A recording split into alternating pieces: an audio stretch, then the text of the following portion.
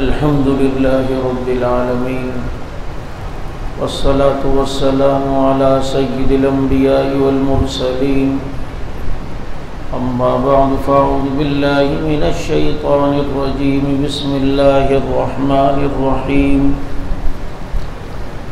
إذا جاء نصر الله والفتح ورأيت الناس يدخلون في دين الله أفواجا فسبح بحمد ربك واستغفره إنه كان توابا صدق الله مولانا العظيم ونحن على ذلك لمن الشاهدين والشاكرين والحمد لله رب العالمين اللهم صل على محمد في أول كلامنا اللهم صل على محمد في أوسط كلامنا اللهم صل على محمد في آخر كلامنا واجب الاحترام آج تراویح میں قرآن کریم کی تکمیل ہوئی طاق رات ہے 27ویں شب ہے اور کیا پتہ آج ہی شب قدر ہو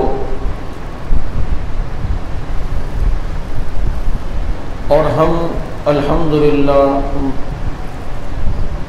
نماز کے بعد مسجد میں بیٹھے ہوئے رمضان المبارک کی مقدس گھڑیوں میں اللہ اور اس کے رسول اور رسول کے صحابہ کی بات کر رہے ہیں اس پر اللہ کا شکر ادا کریں کوئی نعمت کوئی عبادت کی توفیق اللہ کے فضل کے بغیر ہمیں نہیں مل سکتی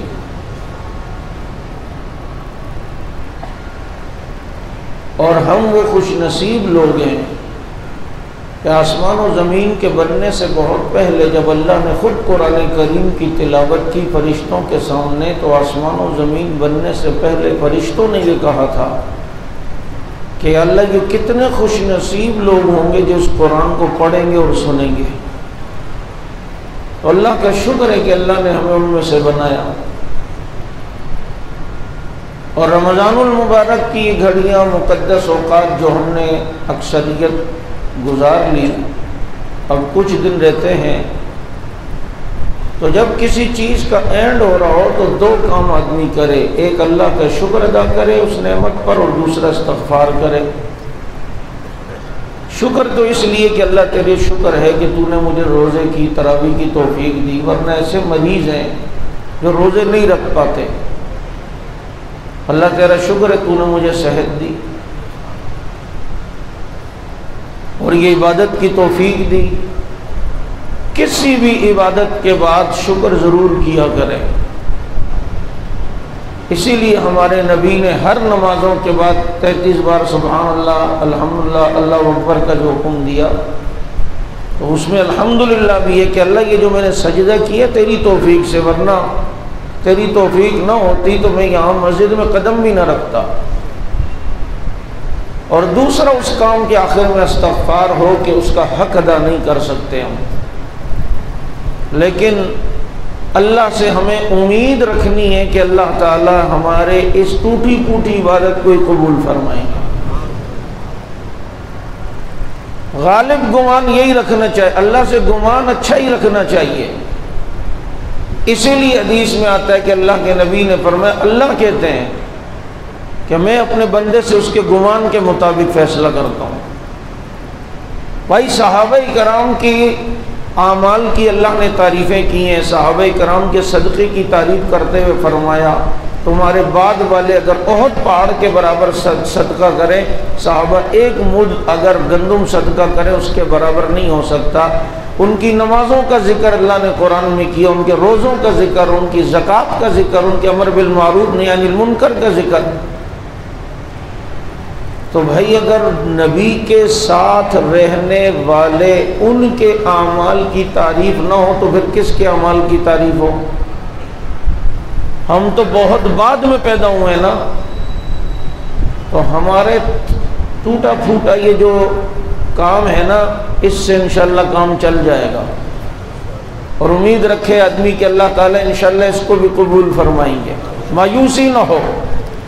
آپ کا ایک بیٹا انٹر پاس ہے اور ایک بیٹا ابھی آپ نے نرسری میں داخل کروایا ہے، ابھی ایک ہفتہ ہی ہوا ہے اسکول گئے ہوئے۔ اب آپ کا انٹر پاس بچہ اگر لکھے با اور دکھائے پاپا یہ دیکھیں میں نے با لکھا ہے، آپ کہیں ہاں جی ماشاءاللہ اچھا لگا، لیکن یہ نرسری کا بیٹا جو ابھی جو نرسری میں پڑھ کے آیا ہے، ابھی 5-6 دن ہوئے، ایک ہفتہ ہوا ہے، یہ اگر پینسل ہاتھ میں پکڑ کے یوں ٹیڑھی سی لکیر بھی لگا کے نیچے ٹیڑھا سا نقطہ بھی لگا دے نا، اور وہ تو بھی بولے گا بھی نہیں کہ پاپا دیکھیں کیا لکھا ہے، آپ کی نظر پڑ جائے، آپ کے بھائی ادھر دیکھو، ادھر بیگم کو بھی بولی ادھر دیکھو، یہ دیکھو منع نے کتنا پیارا با لکھا ہے، او ہو فوراً اس کی موبائل میں تصویر کھینچیں گے، یار یاد دہانی میرے بیٹے نے کتنا پیارا با لکھا ہے۔ بھائی کہاں پیارا لکھا ہے، نہ کوئی خطاطی کے اصول ہیں، نہ کوئی خوش خطی کے اصول ہیں، ٹیڑھی سی لائن ڈالی ہوئی ہے، بیچ میں ایک ٹیڑھا سا نقطہ نیچے ڈال دیا، لیکن اچھا لگ رہا ہے، کیوں؟ ابھی تربیت ہی نہیں ہوئی ہے۔ وہ انٹر پاس والا بھائی اتنا عرصہ جب پڑھا ہے، وہ بات صحیح نہیں لکھے گا تو پھر کون لکھے گا؟ یہ تو ابھی بچہ ہے، اس کی تو ابھی صحبت اتنی نہیں ہے نیک لوگوں کے ساتھ، کسی ٹیچر استاد کے ساتھ، اگر اس نے یوں لکھ دیا تو کمال ہے۔ ہمیں تو نبی کی صحبت بھی نہیں ملی، نبی کا زمانہ بھی نہیں ملا، ہمیں تو قرآن اترتے ہم نے دیکھا بھی نہیں، ہم نے تو پیغمبر کی زیارت بھی نہیں کی، ہم تو 14ویں صدی کے سوشل میڈیا کے دور میں پیدا ہوئے، میرا جسم میری مرضی کے نعروں کے زمانوں میں پیدا ہوئے، ہم تو اس دور میں پیدا ہوئے۔ خدا کی قسم ہمارا سجدہ جب زمین پر پیشانی ٹیکتے ہیں، آسمان والا رب فرشتوں سے کہتا ہوگا یہ دیکھو میرا بندہ کتنا پیارا سجدہ کر رہا ہے، یہ دیکھو کتنے پیارا رکوع کر رہا ہے، یہ دیکھو کتنی پیارا روزہ رکھا ہے، یہ دیکھو گرمی میں روزہ رکھ کے چل رہا ہے، یہ دیکھو گرمی کے اندر اس نے روزہ رکھا ہوا ہے، یہ دیکھو کیسی تراویح پڑھ رہا ہے، کتنی دیر سے یہ میرا بندہ کھڑا ہوا ہے، مجھے نہیں دیکھا پھر بھی کھڑا ہوا ہے۔ ہماری مثال اسی نرسری پڑے ہوئے بچے کی با کی صورت میں ہے۔ ہمیں اپنے رب سے امید ہے، یہی ٹوٹی پھوٹی عبادت اللہ رب العزت ہمیں قبول کر کے، ہمارے حق میں یہ عبادت قبول کر کے انشاءاللہ ہمیں اپنا محبوب بنائیں گے، کیونکہ ہم نے تو ایسے ماحول میں آنکھ کھولی ہے جہاں پر 10% بھی دین پہ اگر کوئی چلے تو کمال ہے بھائی۔ جہاں ہر طرف فحاشی ہو، ہر طرف گناہ کے ماحول ہوں، ایسے ماحول میں اس دور میں اگر کوئی شخص فرائض کی پابندی کر لے، گناہوں سے بچ جائے، بس کتب ہے، اللہ کا ولی ہے۔ جب مارکیٹ میں سودا لینے والے بہت ہوتے ہیں نا اور گاہکوں کا رش لگا ہوا ہوتا ہے تو پھر قیمت بھی بہت زیادہ لگ جاتی ہے، مال کی قیمت، ہاں بھائی لینا ہی نہیں لینا 4000 میں، 4000 سے کم نہیں ہوگا۔ لیکن جب لاک ڈاؤن ہو جائے، کام ہی نہ نکل رہا ہو تو آدمی کہتا ہے بھائی آ جاؤ بھائی سیل لگی ہوئی 500 میں لے جاؤ، بس مال تو نکلے نا، کیونکہ گاہک ہی نہیں ہے۔ تو جس زمانے میں ماحول اچھا تھا، بد نظری کے اسباب ہی نہیں تھے، گناہوں کے اتنے ماحول ہی نہیں تھے، ملاوٹ کا اتنا تصور ہی نہیں تھا، اس وقت اللہ نے اپنا ولی بننے کے لیے، اپنا محبوب بننے کے لیے قیمت بھی بہت لگائی ہوئی تھی۔ تہجد بھی پڑھنی ہے بھائی، یوں تقوی اختیار کرنا ہے، اشراق یوں پڑھنی ہے، چاش بھی پڑھنی ہے، خوب مجاہدہ کرنا ہے، خوب اتنی بار ذکر، اتنے رگڑے لگ کر آدمی ولی بنتا تھا۔ اب چونکہ وہاں کی مارکیٹ میں اب مندی آ چکی ہے تو اللہ تعالیٰ نے بھی قیمت گرا دی۔ اللہ نے کہا بس فرائض کی پابندی کر لو، گناہوں سے بچ جاؤ، میرے محبوب بن جاؤ گے، میرے ولی بن جاؤ گے، میرے محبوب بن جاؤ گے۔ تو ہم نے یہ غفلت میں دن گزارے ہیں، اس پر استغفار تو ہو، اپنی سابقہ ساری زندگی پر توبہ و استغفار، اعتراف تو کریں نا ہم۔ دیکھو ایک شخص گناہ کرتا ہے، توبہ کرتا ہے، اعتراف بھی کرتا ہے، آدمی کہتا ہے یار بس اعتراف کر لیا نا، بس صحیح، اگلا سوری کر رہا ہے، لیکن دوسرا سوری اس اسٹائل میں کر رہا ہو کہ دیکھیں بھائی میں نے ایسا کیا نہیں، ٹھیک ہے آپ کہتے ہیں میں سوری تو کر رہا ہوں لیکن میری یہ نیت نہیں، اس پہ تو آدمی کو اتنا غصہ آتا ہے ایک اور تھپڑ لگاؤ اس کو، اب ایک تو چوری اوپر سے سینہ چوری۔ یہی تو اللہ نے صحابہ کی کوالٹی بیان کی، وَلَوْ أَنَّهُمْ إِذْ ظَلَمُوا أَنفُسَهُمْ فَاسْتَغْفِرُوا اللَّهَ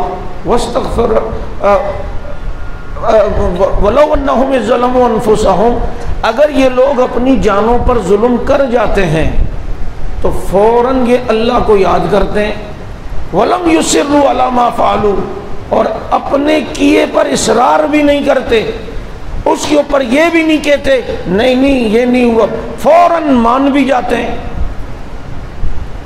اللہ نے کہا وَمَن يَغْفِرُ الذُّنُوبَ إِلَّا اللَّهُ، اللہ کے علاوہ معاف کرنے والا کون ہے؟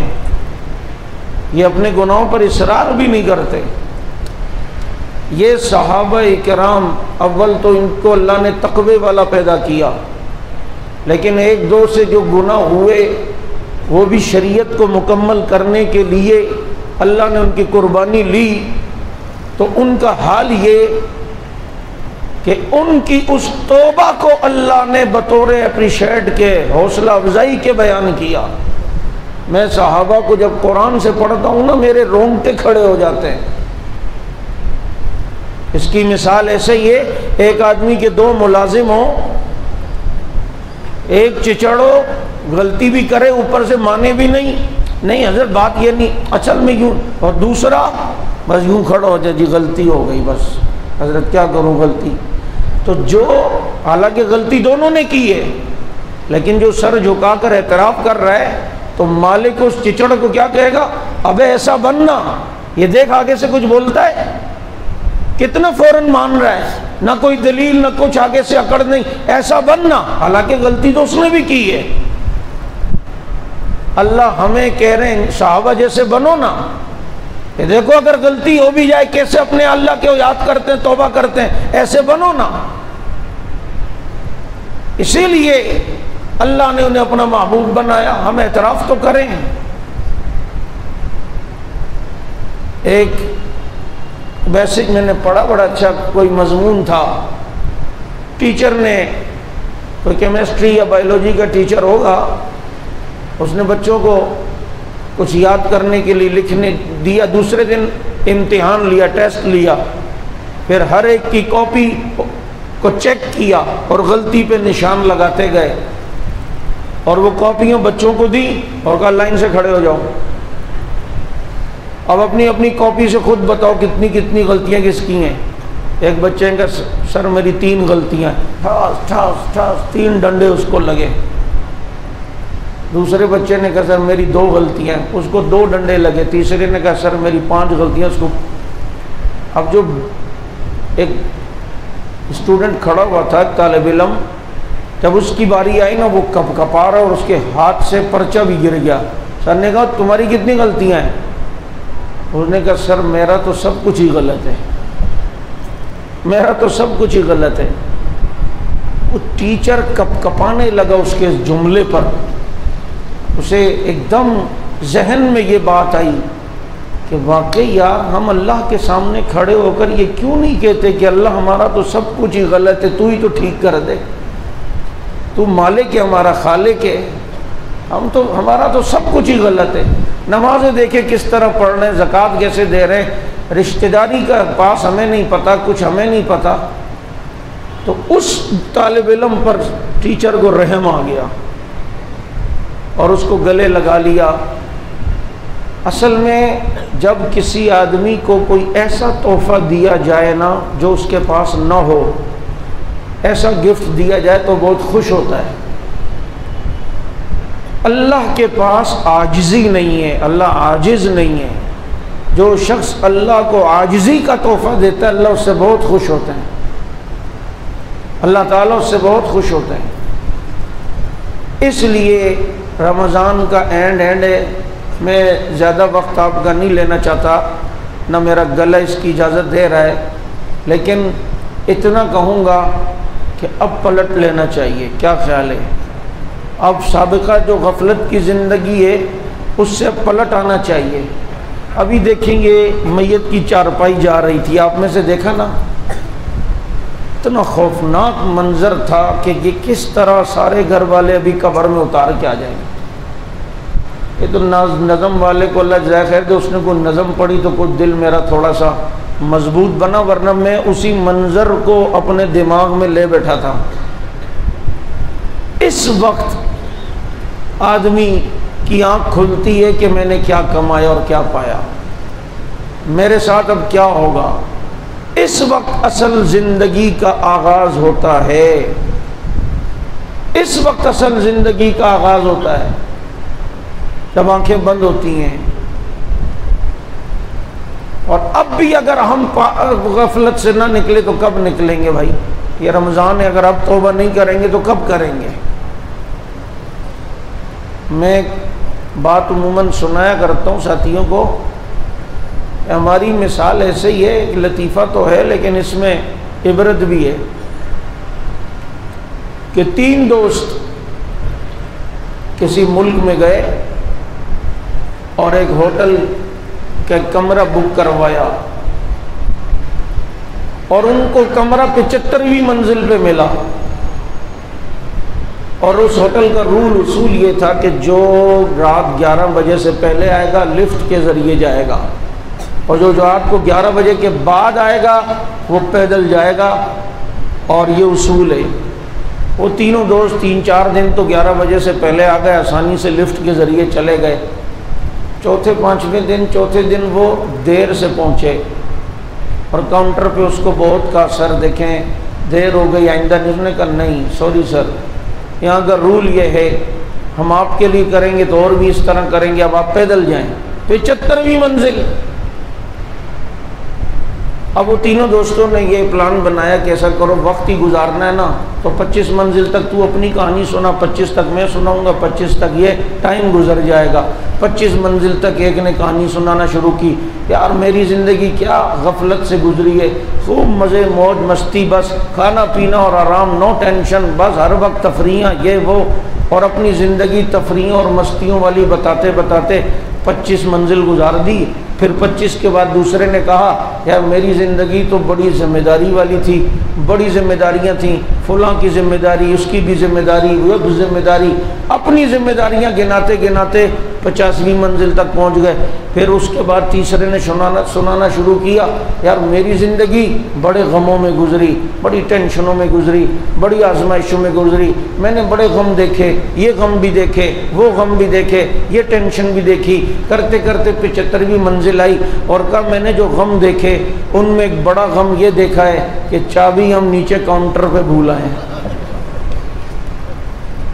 چابی ہماری نیچے کاؤنٹر پہ رہ گئی ہے۔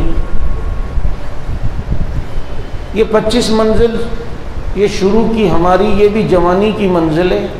باپ کمائی کے مزے ہوتے ہیں، مستیاں ہوتے ہیں، ون ویلنگ بس بائکیں چل رہی ہوتی ہیں، پب جی کھیل رہے ہوتے ہیں، مستیاں چل رہی ہوتی ہیں، بابا ابا نے کما کے دینا ہے، خوب کھانا ہے پینا ہے، انٹی سے فیس بک پہ لائن لگانی ہے، اور یہ وہ بس مستیاں ہی کریں گے۔ اور 25 کے بعد چلو شادی ہو گئی، اور شادی ہو گئی تو اب ذمہ داریاں شروع ہو جاتی ہیں، بیوی کی ذمہ داری، بچے ہو گئے تو اس کی ذمہ داری، پھر ابا اماں کو بھی دیکھنا پڑتا ہے، بچوں کو بھی دیکھنا پڑتا ہے، چھوٹے بہن بھائیوں کو بھی۔ 50 سال کے بعد پھر آدمی کو ذرا بیماریوں کا سامنا کرنا پڑتا ہے، عموماً شوگر کا پیشنٹ بن گیا، کبھی گھٹنوں کا، کبھی یہ کبھی وہ، کبھی پوتوں کا غم دیکھتا ہے، کبھی نواسوں کا غم دیکھتا ہے، کبھی کس کا، کرتے کرتے جب موت کی منزل پر اپنے جگہ جو منزل ہے وہاں پہنچ رہے ہوتے ہیں تو مرتے وقت خیال آتا ہے کہ جنت کی چابی تو ہم کاؤنٹر پہ بھول آئے، وہ جو چابی تھی ہماری وہ تو پیچھے ہی رہ گئی، اوہو اس کے لیے تو ہم نے ابھی ہاتھ میں چابی ہی نہیں لی۔ اس وقت پھر ہم پچھتاتے ہیں کہ اب کیا کریں، واپس تو نہیں جا سکتے اتنے دور۔ تو میرے بھائی آج اگر آپ اپنی زندگی کی جس منزل پر پہنچے ہوئے ہو میں نے آج اس منبر پر بیٹھ کر آپ کو یاد دلا دیا ہے کہ مجھ سمیت ہم سب چابی کاؤنٹر پہ بھول آئے ہیں، واپس جلدی سے جاؤ اور چابی لے لو۔ 25 منزل پہ پہنچ کے یاد آ گئی، واپس جاؤ۔ اب اگر کوئی یہ کہے اب بھول تو گئے، چلو تھوڑا اور اوپر تک جاتے ہیں پھر بعد میں آئیں گے، تو ہر کہے گا بے وقوف ہے۔ اگر 40ویں منزل پہ یاد آ گئی تو پھر آدمی کو واپس جانا چاہیے نا، لیکن وہ یہ کہے نہیں ابھی ذرا چلتے ہیں، ذرا 5-10 منزل اور طے کرتے ہیں، پھر اگلا کہے گا بے وقوف چابی تو لیتا ہوا آ جا۔ آپ میں سے کسی کی عمر 12 سال 15 سال 20 سال، کسی کی 60 سال، کسی کی 70 سال، چابی ہم بھولے ہوئے، آج ہی واپس پلٹیں اور اللہ سے معافی کی چابی لے کر جنت کے دروازے کو کھولنے کے لیے اپنی کمرے تک، اپنے روم تک، اپنی منزل تک پہنچنے سے پہلے یہ کامیابی کی چابی ہمارے ہاتھ میں ہونی چاہیے۔ اور یہ چابی اللہ تعالیٰ نے جن باتوں کا حکم دیا، حضور اکرم صلی اللہ علیہ وسلم نے ان کاموں کو جس طرح کیا، اس طرح وہ کام حضور کے طریقوں میں کرنے میں یہ ہماری کامیابی کی چابی ہے۔ کون کون واپس کاؤنٹر پہ پلٹ رہا ہے آج سے انشاءاللہ اور چابی لینے کے لیے جا رہا ہے؟ اور آپ کو پلٹنے کی ضرورت ہی نہیں، وہاں نظام ایسا ہے، دعا کرنے کی ضرورت ہے، اللہ تعالیٰ چابی خود پہنچا دیں گے۔ ہاں تھوڑا پچھلا پچھتا جاؤ، معافی مانگ لو، کوئی مسئلہ نہیں، آ جائے۔ ساری غلطیاں انسان سے ہوتی ہیں لیکن اللہ تعالیٰ معاف کرنے والے ہیں۔ اب نہیں پلٹیں گے تو کب پلٹیں گے؟ اب چینج نہیں ہوں گے تو کب چینج ہوں گے؟ بھائی مرنا ہے یا نہیں ہم سب نے؟ اور یہ خواہش ہے یا نہیں کہ موت سے پہلے توبہ کر کے مرنے؟ لیکن ہمیں پتہ ہی نہیں کب مریں گے، تو پھر توبہ پہلے کر لیں۔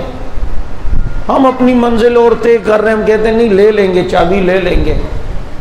میں ایسے دوستوں کو بھی جانتا ہوں جن کو ہم سمجھاتے تھے، کہتے ہیں بس ابھی توبہ، بس آئندہ سے نماز شروع کرتے ہیں۔ کوئی توفیق ہی نہیں ملی، اس سے پہلے ہی موت آ گئی، اس سے پہلے ہی جان دے دی۔ ابھی یہ جنازہ جا رہا تھا، یہ منظر آپ اپنی ذہنوں میں رکھیں۔ اگر یہ میت کامیاب ہوتی ہے تو کہتے ہیں جلدی لے جاؤ، بھائی جلدی لے جاؤ، کیونکہ اس سے آگے جنت نظر آ رہی ہوتی ہے۔ اور اگر معاملہ گڑبڑ ہوتا ہے تو یہ اتنا چیخ رہا ہوتا ہے میت، کہاں لے کے جا رہے ہو؟ بچوں نہ لے کے جاؤ، خدارا مجھے نہ لے کے جاؤ، مجھے کیوں لے کے جا رہے ہو؟ کیونکہ آگے عذاب نظر آ رہا ہوتا ہے۔ اللہ ہم سب کی حفاظت فرمائے۔ یہ تو ہماری خوش نصیبی ہے کہ اللہ رب العزت نے ہمیں روزوں کی توفیق دی، تراویح کی توفیق دی، کچھ عبادت ہم کر لیتے ہیں، ہمیں اس کی فکر رہتی ہے اللہ معاف کر دے، اللہ راضی ہو جائے۔ لیکن آپ جانتے ہیں ایک طبقہ ایسا ہے جس سے اللہ نے اپنی رضا کا اعلان دنیا ہی میں کیا ہے۔ میں اس دن ساتھیوں سے کہہ رہا تھا یار ہماری مثال تو ایسی ہے صحابہ کے سامنے، جیسے قافلہ کسی رستے سے گزر گیا ہو اور اس قافلے کی کچھ چیزیں گر گئی ہوں، تو بعد میں کچھ لوگ ان چیزوں کو، گری ہوئی چیزوں کو اٹھا رہے ہوتے ہیں۔ ساری سعادتیں، عنایتیں، الفتیں، اللہ کا فضل، رحمتیں، وہ تو صحابہ لوٹ کے لے کے چلے گئے ہیں، ہم تو انہی کا بچا کچا جو گرا ہوا سامان ہے اسی کو اٹھا کے لے کے جا رہے ہیں اپنے گھروں پہ۔ ابھی اس جملے میں دیکھو نا، واہ صحابہ واہ، میں کہ نبی کے پیچھے نمازیں پڑھتے تھے، واہ صحابہ واہ، نبی کی دعاؤں پہ آمین کہتے تھے، واہ صحابہ واہ، نبی السلام علیکم ورحمۃ اللہ کہتے، نبی صحابہ کو سلام کرتے تھے، واہ صحابہ واہ، نبی کو صبح شام دیکھتے تھے، واہ صحابہ واہ، نبی انہیں دیکھتے تھے، واہ صحابہ واہ، قرآن اترتا دیکھتے تھے، واہ صحابہ واہ، جنگ میں نبی جرنیل ہوتے تھے تو سپاہی نبی کے صحابہ ہوتے تھے، واہ صحابہ واہ۔ تمہاری خوش نصیبیاں ہیں کہ تمہیں اللہ نے نبی کی رفاقت کے لیے چنا ہے، قبول کیا ہے۔ کتنے خوش نصیب اس نبی کو دیکھ رہے ہیں، نبی انہیں دیکھ رہے ہیں، وہ پیغمبر کو دیکھ رہے ہیں، پیغمبر انہیں دیکھ رہے ہیں۔ لیکن صحابہ کہتے ہیں نبی کا حسن و جمال اتنا تھا ہم میں سے کوئی آنکھ بھر کے نہیں دیکھ سکتا تھا نبی کو، جمال اور جلال۔ صحابہ کہتے ہیں صرف ابو بکر و عمر تھے جو آنکھ بھر کے دیکھتے تھے، اور فرماتے ہیں صحابہ جب ابو بکر و عمر نبی جب مسجد میں آتے اور ہم بیٹھے ہوئے ہوتے، ہم یوں تھوڑا سا دیکھ کے نظر نیچے کرتے، ابو بکر عمر نبی کو دیکھتے، نبی ابو بکر عمر کو دیکھتے، وہ نبی کو دیکھ کے مسکراتے، نبی انہیں دیکھ کے مسکراتے، یعنی منظر یوں بن چکا ہوتا کہ آنکھوں آنکھوں میں اشارے ہو گئے، ہم تمہارے تم ہمارے ہو گئے۔ اور اس کو بھی عبادت سمجھیں، یہ صحابہ کا وظیفہ یہ کم عبادت نہیں ہے۔ آپ 23ویں شب کو مسجد کے اندر تاک رات میں عبادت کر رہے تھے، اور میرے کارکن گلبرگ تھانے میں صحابہ کے گستاخ کے خلاف، طالب جوری کے بیٹے کے خلاف FIR کٹوا کر صحابہ کی عزت و ناموس کا پہرا دینے کی عبادت کر رہے تھے۔ ہماری عبادت مسجدوں میں تھی، ان کی عبادت یوں ہو رہی تھی۔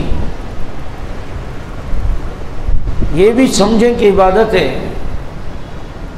یہ ہمارے پیر سید شاہ بخاری رحمۃ اللہ علیہ، یہ حضرت مدنی سے بیعت ہونا چاہے، پاکستان نہیں بنا ہوا تھا، تو حضرت مدنی رحمۃ اللہ علیہ کے شاگرد بھی، اور کہا حضرت استاد جی آپ سے بیعت ہونا چاہتا ہوں، تو حضرت نے فرمایا حالات سے ایسا لگتا ہے کہ پاکستان بن جائے گا، ہم یہاں ہوں گے تم وہاں، پھر ملاقات نہیں ہوگی، تو ایسا پیر ڈھونڈو کہ جس سے وقتاً فوقتاً ملاقات بھی ہو۔ تو کسی پاکستان میں جو پیر ہو اس سے بیعت ہو جانا۔ تو پیر سید شاہ بخاری رحمۃ اللہ علیہ نے خواب دیکھا، اور خواب میں ایک بزرگ دیکھے کہ ان کے جسم سے دودھ اور شہد کی نہریں نکل رہی ہیں۔ وہ تعبیر سمجھ گئے کہ اس بزرگ سے بیعت ہونا چاہیے، لیکن جانتے نہیں تھے کہ وہ بزرگ ہیں کون۔ بیٹھ جاؤ بچہ ادھر ہی، وہ بزرگ ہیں کون پتہ نہیں۔ اپنے چند دوستوں کو کہا کہ اس ٹائپ کے میں نے بزرگ دیکھیں، اگر کوئی تمہیں ملے تو مجھے بتاؤ۔ ایک دن ان کے ایک دوست آیا اور کہا یار جو حلیہ تم نے بتایا ہے فلاں بستی میں اس طرح کے بزرگ آئے، وہ جب گئے دیکھا تو پہچان یہ کہاں، انہی کو تو خواب میں دیکھا تھا۔ پھر ان سے بیعت ہو گئے، اور وہ غلام احمد صاحب رحمۃ اللہ علیہ تھے، اور یہ سید احمد شاہ بخاری چونکہ عالم بھی تھے، مناظر بھی تھے، اور شیعت کے خلاف مناظرہ بھی کرتے تھے اور مقرر بھی تھے، تو اور اس کے علاوہ حضرت مدنی کے شاگرد بھی تھے، غلام احمد صاحب کے مرید بھی تھے، اور علامہ علی شیر حیدری کے استادوں میں سے بھی تھے۔ ان کے شیخ نے ایک دن مجلس میں لوگوں سے کہا کہ تم سید احمد شاہ بخاری کو شاید سمجھتے ہو، یہ تو کبھی شیعوں کے پیچھے لگا ہوتا ہے، کبھی یوں کبھی یوں، تمہیں شاید اس کا اندازہ نہیں ہے کہ اس شخص نے نبی کی 200 سے زیادہ مرتبہ خواب میں زیارت کی ہے۔ کیونکہ ہم لوگ تو جس کا اتنا بڑا رومال اور سر یوں ہی ہو، ہم کہتے ہیں یہ حضرت ماشاءاللہ بہت اچھے ہیں، کیا شان ہے حضرت، کسی کو کچھ نہیں بولتے، یقین کریں اتنے زبردست ہیں، ہر مقتدی ان سے راضی ہے ماشاءاللہ۔ ابن حجر کہتے ہیں جس امام سے سارے مقتدی راضی ہوں وہ منافق ہے، کیونکہ حق نہیں بولتا۔ سود کے خلاف بولتا تو سود خور مقتدی راضی ہوتا، بدعت کے خلاف بولتا تو بدعتی مقتدی راضی ہوتا، چوری کے خلاف بولتا تو چور مقتدی راضی ہوتا۔ یہ بھی ہمارے ایک مصیبت کہ ہمارے حضرت کا مزاج نہیں ہے، کسی کو کچھ نہیں کہتے، تو یہ مداہنت دیوسیت ہے۔ میرے نبی نے جس کو برا سمجھا، تیروں کی بارش میں اسے کہا میرے نبی سے زیادہ مزاج کسی کا اچھا ہے۔ اپنے مزاج کو نبی کے مزاج سے کراس کرنے کی کوشش نہ کرو، اسی حد میں رہو جو مزاج نبی دے کر گئے۔ یہ ہمارے مرزا مظہر جانے جانا رحمت اللہ علیہ بہت نازک طبیعت کے تھے نا، ایک دن علاقے کا جو بادشاہ تھا وہ ان کے پاس آیا نا، تو پانی پی کے اس نے گلاس رکھا، وہ ٹیڑھا، اتنے نازک مزاج کے ٹیڑھے گلاس کو دیکھ کے سر میں درد ہو رہا۔ وہ کہتے تجھے بادشاہ کس نے بنایا جس کو گلاس بھی سیدھا رکھنا نہیں آتا؟ کسی نے انہیں ہدیہ دیا تھا اور کمبل اور لحاف، اس میں جو سلائی تھی نا وہ تھوڑی ٹیڑھی تھی۔ دوسرے دن جو مرید آیا اس کے منہ پہ مارا، لے جا، اس کی سلائیاں ٹیڑھی، ساری رات مجھے نیند نہیں آئی اس کی وجہ سے، اتنے نازک مزاج۔ شیر پہ بیٹھتے تھے اور سانپ کا کوڑا استعمال کرتے تھے، شیر پہ بیٹھ کے سانپ کا کوڑا۔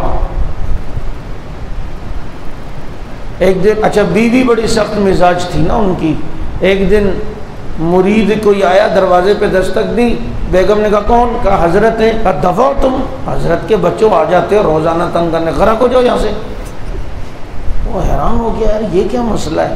ایک محلے والا دیکھ رہا تھا، اس نے اس کو بلایا، ذرا بھائی چھوڑ اس کو، بڑا خطرناک ہے، حضرت سے ملنے فلاں جاؤ، جنگل میں جاؤ۔ جب گیا دیکھا حضرت شیر پہ بیٹھے ہیں اور سانپ کا کوڑا استعمال کر رہے ہیں۔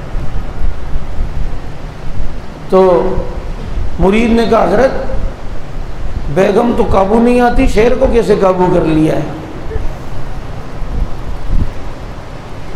تو فرمانے لگے کہ اسی کی کڑوی کسیلی باتیں برداشت کرنے کی وجہ سے اللہ نے مجھے یہ مقام دیا ہے۔ کبھی بیگم کی باتیں برداشت کرنے میں بھی بہت بڑا اجر ہے، حالانکہ بیگم انہیں ولی نہیں مانتی تھی، کہتے تھے ایسے ہی فارغ ہے۔ ایک دن یہ اڑ رہے تھے نا، تو گھر کے اوپر سے اڑتے ہوئے جا رہے ہیں اور نیچے بیگم صحن میں جھاڑو دے رہی تھی، اس کی نظر پڑی۔ پیر تو ایسا ہوتا ہے، آنے دو میرے والے کو، رات کو بتاؤں گی۔ شام کو کہا آپ پیر بننے کی باتیں کر، آج میں نے دیکھا اللہ کا ولی ایسا اڑتا ہوا جا رہا تھا، خوش ہو گئے کہ شکر ہے مانا تو صحیح۔ کہا بیگم وہ میں ہی تو تھا۔ اچھا جبھی تو ٹیڑھے ٹیڑھے ہو کے اڑ رہے تھے، میں نے دیکھا تھا تھوڑے ٹیڑھے تھے۔ بیگم کسی کو مان لے تو وہ ولی ہے، یہ بھی ایک بات ہے۔ تو میں یہ عرض کر رہا تھا کتنے نازک مزاج ہیں۔ قاضی ثناء اللہ پانی پتی رحمۃ اللہ علیہ ان کے شاگرد ہیں، تفسیر مظہری انہیں کے نام پہ لکھی ہے، اور سب سے زیادہ تفسیر میں شیعت کے خلاف اگر آپ کو تفسیری مواد ملے گا تفسیر مظہری میں، اپنے استقیوں کہ مرزا مظہر جانا رحمۃ اللہ علیہ شیعت کے بہت زیادہ خلاف تھے، یہاں تک کہ شیعوں نے ان پر پرانے زمانے کی جو کارتوس تھا وہ چلایا۔ جب وہ چلایا تو ان کو لگا، انہیں جو زخم آئے تو جو ان کے جاننے والے مرید آئے انہوں نے کہا حضرت کیا ہوگا؟ کہا چھوڑو حضرت، یہ بارود کی جو بدبو ہے نا اس سے مجھے ذرا تنگ ہو رہا ہوں، میں اس کی وجہ سے ذرا تنگ ہو رہا ہوں، اور یعنی گولی کی فکر ہی نہیں، اتنے نازک مزاج۔ ان کو شیعہ نے گولی ماری تھی۔ تو میں یہ عرض کر رہا ہوں ہمارے مولانا عبدالغفور ندیم شہید بھی بڑے نازک مزاج ہوتے تھے۔ ہمارے ڈاکٹر فیاض شہید کہتے ہیں کہ جب حضرت زخمی ہوئے تو ہمیں پتہ چلا، ہم اٹھا کر ایمبولینس میں رکھ رہے ہیں، تو ایمبولینس میں آکسیجن کا جو ماسک تھا وہ، تو کہتے ہیں گولیاں لگی ہوئی ہیں۔ تو مجھے ندیم صاحب کہہ رہے ہیں ڈاکٹر صاحب یہ جو ماسک ہے اس کو اوپر کرے، مجھے ذرا ناک میں ذرا تکلیف محسوس ہو رہی ہے۔ میں نے کہا حضرت کو دیکھو گولی کی پرواہ نہیں اور ناک کی فکر ہے۔ اللہ تعالیٰ ان حضرات کو ہماری طرف سے بہتر جزائے خیر نصیب فرمائے۔ تو سید احمد شاہ بخاری رحمۃ اللہ علیہ کی میں نے پس منظر بتایا کہ ان کے شیخ نے کہا انہوں نے 200 سے زیادہ مرتبہ نبی کی زیارت کی۔ تو یہ سید احمد شاہ بخاری ایک دن اپنے شیخ کو کہنے لگے حضرت صبح تدریس بھی کرنی ہوتی ہے، رات کو بیانات میں بھی جانا ہوتا ہے، آپ نے جو وظیفے دیے ہیں بعض دفعہ وہ وظیفہ رات کو رہ جاتا ہے یا کبھی کم ہوتا ہے، تو مجھے بہت تکلیف ہوتی ہے، پچھتاتا ہوں، کوئی حل بتائیں۔ پتہ ان کے شیخ نے کیا کہا؟ جب انہوں نے کہا حضرت رات کو جو معمولات ہیں بعض دفعہ رہ جاتے ہیں تو میں کیا کروں، پریشان ہو جاتا ہوں، تو ان کے شیخ نے کہا احمد شاہ بخاری صاحب رات کو کہیں تمہارا بیان ہوا کرے، تم اس میں تھوڑی دیر شان ابو بکر صدیق بیان کر لیا کرو، جتنے وظائف چھوٹے ہوئے ہوں گے اللہ سب کی کمی کو پورا کر دے گا۔ اور کہا بیٹا یہ ابو بکر کرنا یہ کم وظیفہ ہے، ہم نے تمہیں اعمال اسی لیے دیے دل میں نورانیت پیدا ہو، روحانیت پیدا ہو۔ صدیق کا ذکر کر کے روحانیت پیدا نہیں ہوگی، جو آج بھی براہ راست روحانیت نبی کے ساتھ سو کر براہ راست محمد الرسول اللہ سے لے رہے ہیں، براہ راست فیض نبی سے جو آج بھی لے رہا ہو۔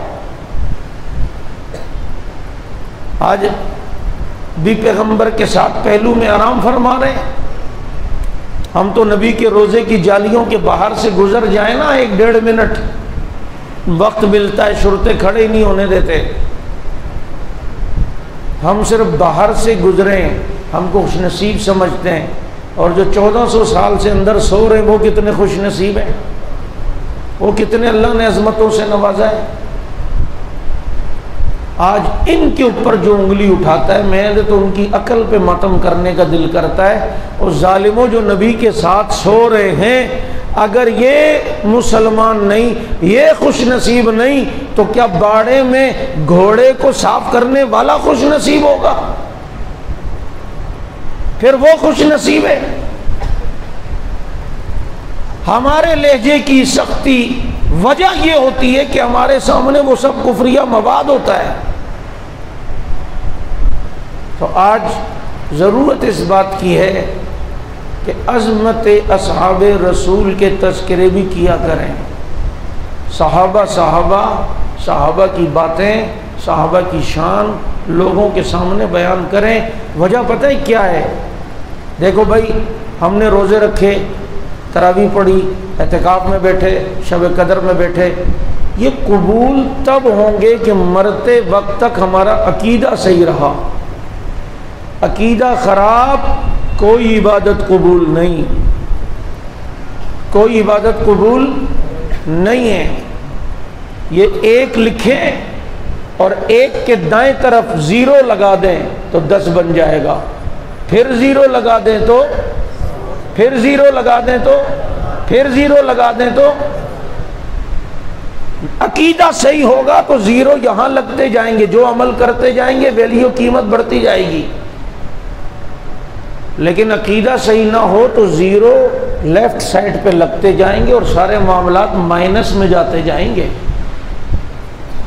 تو عقیدہ خراب کرنے کے لیے اس وقت سوشل میڈیا پر سب سے زیادہ جو ٹارگٹ کیا جا رہا ہے وہ صحابہ کو، ان کے بارے میں شکوک و شبہات ڈالے جا رہے ہیں، جن میں ایک بڑا نام مرزا محمد علی انجینئر نام سنا ہوگا، بدبخت کا، کبھی کالی پگڑی پہنا ہوتا ہے کبھی سفید پگڑی، لوگوں کو صحابہ سے متنفر سنیت کے لبادے میں کر رہا ہے۔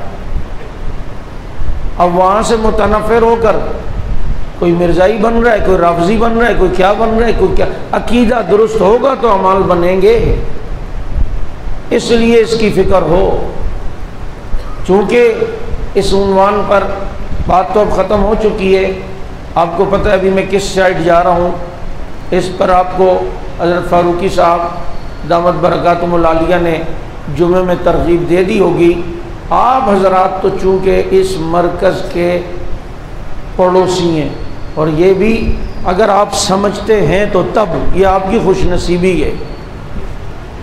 پوری دنیا میں یہ مسجد ایک الگ عنوان سے جانی جاتی ہے۔ میں پاکستان کی بات نہیں کر رہا ہوں، ورلڈ کی بات کر رہا ہوں۔ جامع مسجد صدیق اکبر کا ایک نام ہے۔ کبھی کبھی کوئی ساتھی جاتے ہیں نا باہر، یا ان سے وہ فون بھی کر بات ہوتی ہے تو بڑے فخر سے کہتے ہیں ہاں جی ہم وہیں کے نمازی ہیں، کیونکہ اللہ تعالیٰ نے یہاں سے کام لیا ہے۔ اس منبر کے 2 شہید ہیں، ایک مولانا اعظم طارق شہید، ایک مولانا عبدالغفور ندیم شہید، اور انشاءاللہ تیسرے مولانا رب نواز حنفی بھی شہید ہوں گے۔ اللہ بستر کی موت سے بچائے۔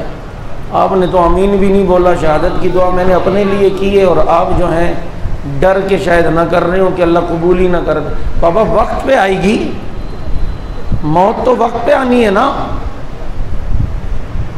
ہم تو شہادت کی دعا بھی نہیں کرتے، دل تو بہت چاہتا ہے شہادت کا، سنا ہے ظالم جان سے مار دیتے ہیں۔ ایک آدمی نے بڑی دل سے دعائیں کی، اللہ مجھے شہادت دینا، یا اللہ مجھے شہادت، یا اللہ تجھے نبی کا واسطہ شہادت ہو میری۔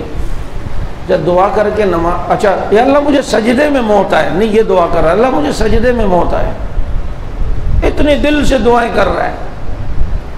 اب نماز کے لیے کھڑا ہوا، رکوع کیا، سجدے میں ہی نہیں جا رہا، یار قبول نہ ہو گئی ہو، مسئلہ خراب ہو جائے گا۔ تو شہادت کے لیے کچھ کرنا بھی پڑتا ہے، موت کا وقت تو مقرر ہے۔ ایک مولوی صاحب بدعتی ٹائپ کا کوئی بھی دعا کر رہا تھا، اللہ ہمیں شہادت کی موت عطا فرما، پیچھے کوئی ناگن چورنگی کا مقتدی ہوگا، اور پیچھے سے کہنے لگا مولوی صاحب جہاد میں تسی جانا نہیں، حلوے میں بم کسی پانا نہیں۔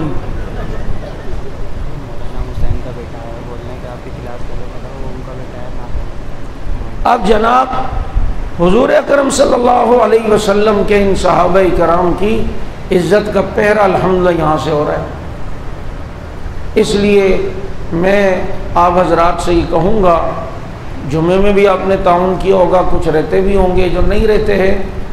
اب ایک بات امام کعبہ کی طرف منسوب ہے، اس میں سچ کتنا ہے ان کی بات ہے نہیں، مجھے اس کا کنفرم مجھے نہیں پتا، لیکن بات بڑی اچھی ہے۔